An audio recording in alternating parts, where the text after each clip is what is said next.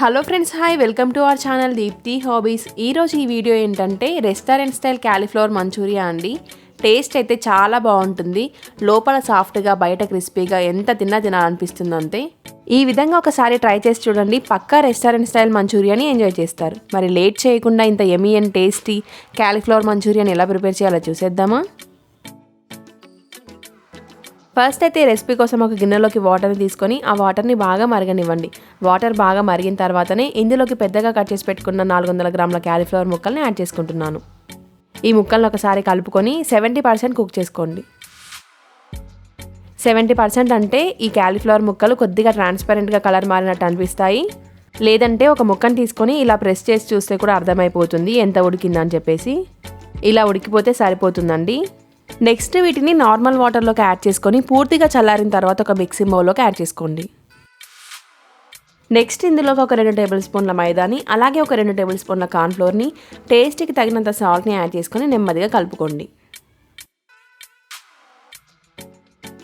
ఇలా కలుపుకున్న తర్వాత వాటర్ అవసరం పడితే 1-2 టేబుల్ స్పూన్ల వాటర్ని వేసి ఈ పిండినంతటిని కూడా కాలీఫ్లవర్ ముక్కలకి కోట్ చేయండి.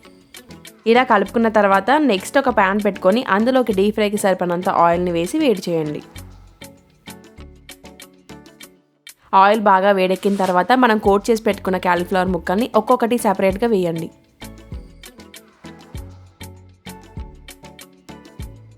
ఇలా కాలీఫ్లవర్ ముక్కలన్నీ యాడ్ చేసిన తర్వాత 1 నిమిషం పాటు కదపకుండా ఫ్రై చేసుకోండి.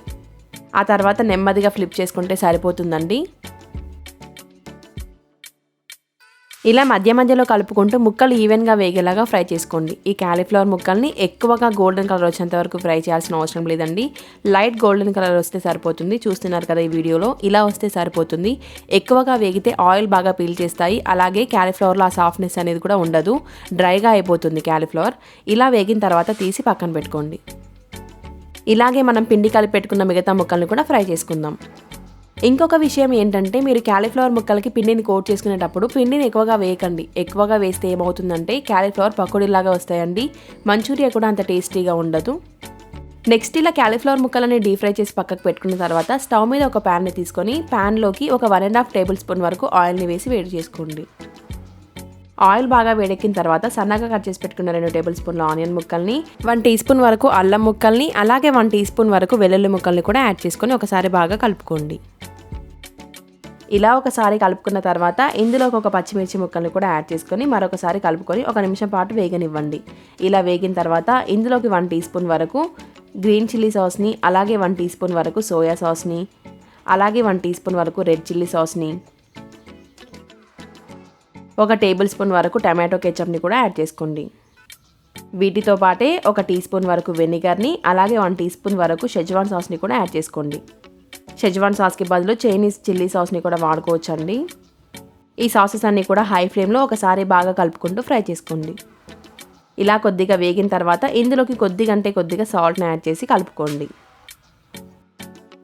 ఇలా సాసెస్ అన్ని బాగా ఫ్రై అయిన తర్వాత ఇందులోకి మనం డీప్ ఫ్రై చేసి పక్కకు పెట్టుకున్న కాలీఫ్లవర్ ముక్కల్ని కూడా యాడ్ చేసి ఈ సాసెస్ అంతా కూడా కాలీఫ్లవర్ ముక్కలకి బాగా పట్టేలాగా 2-3 నిమిషాల పాటు కలుపుకోండి.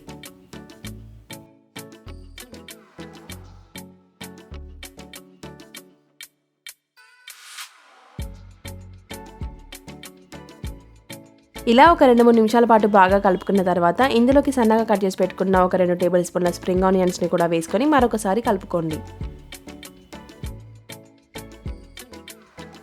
చూస్తున్నారు కదా ఈ కాలీఫ్లవర్ మంచూరియా ఎంత కలర్ఫుల్గా ఉందో, చాలా టేస్టీగా ఉంటుందండి. ఇలా ఒకసారి ట్రై చేసి చూడండి, తప్పకుండా మీ ఇంట్లో వాళ్ళంతా కూడా ఈ రెస్టారెంట్ స్టైల్ కాలీఫ్లవర్ మంచూరియాని తిని ఎంజాయ్ చేస్తారు. మరి తప్పకుండా ట్రై చేస్తారు కదా. ట్రై చేస్తే ఎలా వచ్చిందో నాతో కామెంట్ రూపంలో షేర్ చేసుకోవడం మాత్రం అస్సలు మర్చిపోకండి. మీరు కనుక మన ఛానల్ని ఫస్ట్ టైం చూస్తున్నట్లయితే ఇలాంటి మంచి రెసిపీస్ కోసం దీప్తి హాబీస్ ఛానల్ని సబ్స్క్రైబ్ చేసుకోండి. ఈ వీడియో కనుక మీకు నచ్చినట్లయితే please like, share and subscribe to Deepthi hobbies. Thank you for watching. రేపటి వీడియోతో మళ్ళీ కలుద్దాం.